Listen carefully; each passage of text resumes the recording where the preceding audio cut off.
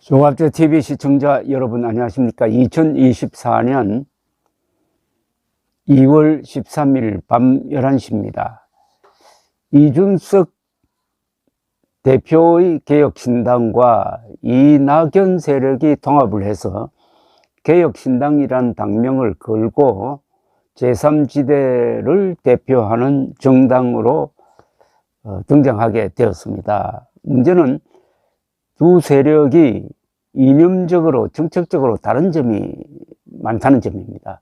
어떻게 공통분모를 만들어내느냐가 앞으로 이 당의 승패와 직결된다고 볼 수가 있는데, 그게 그렇게 간단하지는 않을 것입니다. 그런 과정에서 건전한 토론이 진행된다면 그것 또한 한국 정치 발전에 기여하는 바가 될 것이라고 생각하는데, 그런 고민을 이준석 개혁신당 공동대표가 오늘 지지자들에게 보내는 이메일 메시지를 통해서 토론을 했습니다.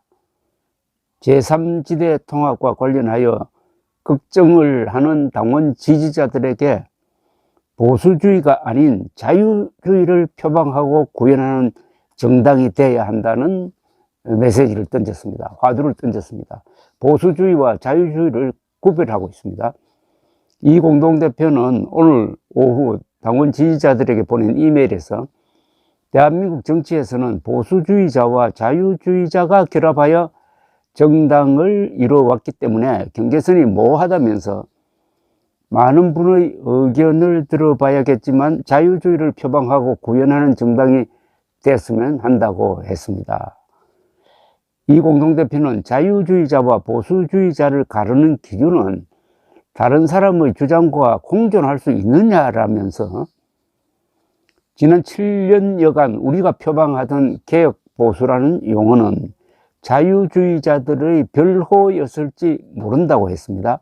이어서 김영삼 전 대통령의 보수적 자유주의를 자주 언급해 왔다면서 문민정부가 출범한 후 생각의 자유를 촉진하고 이념의 스펙트럼을 넓히기 위해 이재호, 김문수 등도 영입했던 그 자신감 넘치는 자유주의가 개혁신당의 지향점이 되어야 한다고 했습니다. 이 공동대표는 지지층이 이질감을 느끼는 대상과 통합하기 위해서는 김영삼 전 대통령이 보여준 자신감도 필요했고, 한편으로는 김대중 전 대통령이 김종필, 이기택 총재에게 보냈던 통큰 결합의 모습도 필요하다고 생각했다면서 개혁신당은 앞으로 생각이 다른 더 많은 사람들과 함께 할 수 있어야 수권정당이 될 수 있고, 수권정당이 되어야만 우리가 생각하는 많은 것을 실현하여 대한민국을 바꿀 수 있다고 했습니다. 한국 현대사의 어떤 부분을 이야기를 하는데, 김대중, 김종필, 이기택 이렇게 한 덩어리가 된 바는 있지만은 사실은 이 세 사람이 나중에 다 갈라지고 말았습니다. 그는 또 개혁신당을 창당하면서 노회찬의 정의당은 함께 할 수 있지만은 천안함 폭침에 대해 잘못된 인식을 가진 사람이나 부정선거를 믿는 음모론자와는 함께 할 수 없다고 말했던 원칙은 통합 이후에도 지켜질 것이라고 했습니다. 통합 과정에서 심려를 끼친 것에 대해 당대표로서 죄송하게 생각하고 앞으로 더 나은 소통과 전달 체계를 구축하기 위해 노력하겠다고 덧붙였습니다. 최근 한국의 보수 세력은 윤석열 대통령과 국민의힘에 대해서 팬클럽처럼 일체의 비판을 하지 않고 무조건적 지지를 보내고 부정선거 음모론에 빠져가지고 과학정신과 객관주의를 포기함으로써 정체성의 혼란에 지금 직면하고 있습니다. 이준석 공동대표는 이런 보수와 개혁신당을 구별짓는 하나의 기준으로 음모론을 들고 나온 것으로 보입니다. 즉, 천안함 폭침을 부정하는 자칭 진보나 부정선거 음모론을 신봉하는 자칭 보수는 다 가짜이고 자신은 자유와 사실을 소중한 가치로 삼겠다는 이야기로 들립니다. 그런데 이 자유는 사실과 정의 위에 서야 기능하는 가치입니다. 사실이 가장 중요합니다.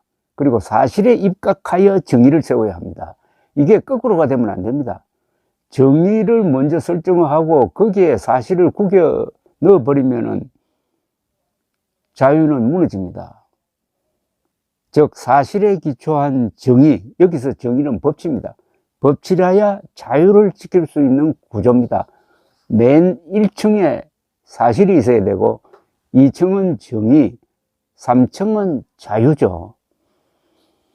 사실, 정의, 자유의 순서로 이어지는 사상체계라야 이게 진정한 의미의 보수주의라고 볼 수가 있는데, 한국의 보수주의는 이 사실에 대해서 무심하거나 눈을 감아버림으로써 정의도 세울 수 없고 자유도 꼽힐 수 없는 그런 딜레마에 빠지고 말았습니다. 이 딜레마는 윤석열 대통령 등장 후에 가장 심해졌습니다. 윤석열 대통령이 사실, 과학, 역사성을 다 무시하고 청와대를 제왕적 권력의 상징이라고 침을 뱉고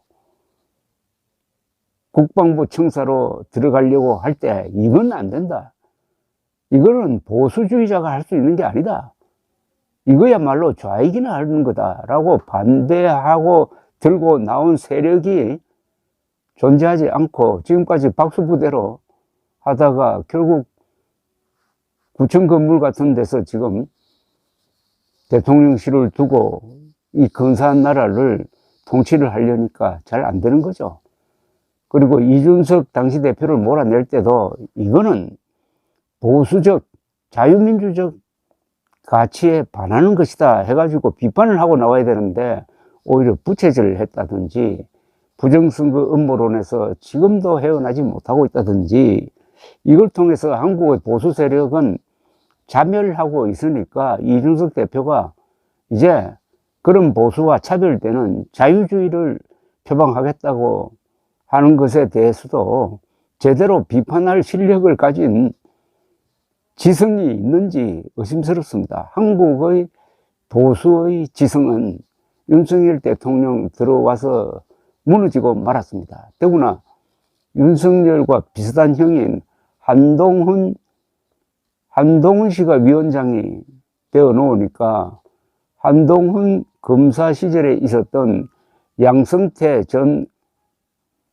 대법원장에 대한 무지막지한 수사, 이재용 삼성전자 회장에 대한 무지막지한 수사가 무죄로 선고되었는데도 불구하고 한동훈을 비판하지 않고 한동훈을 감싸다가 결국은 한동훈을 부렸던 그 위선, 즉 문재인, 김명수까지 같이 비호하는 보수가 완전히 자기 모순에 빠지는 이런 걸 보여줌으로써 오늘 이준석 대표가 그런 보수주의는 이제 안 된다.